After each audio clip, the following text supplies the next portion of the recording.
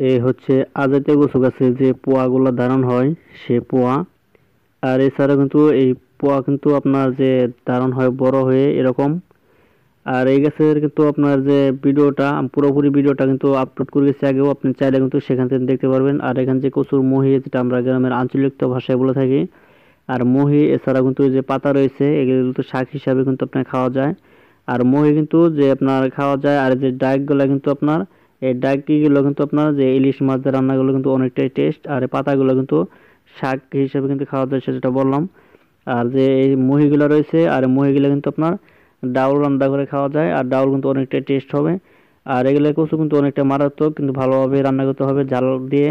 এছাড়া কিন্তু আপনার গলায় ধরে থাকে, যদি আপনার গলায় ধরে থাকে তাহলে কিন্তু আপনার সাথে আপনার কিন্তু লেবু এবং কি আপনার তেঁতুল খেতে হবে, তাহলে কিন্তু আপনার পরিষ্কার হয়ে যাবে, কোনো সমস্যা নাই। আর এরকম ভিডিও আপনার কাছে কেমন লাগে অবশ্যই একটা কমেন্ট করে যাবেন। ভিডিওটি ভালো লাগলে অবশ্যই একটা লাইক করবেন।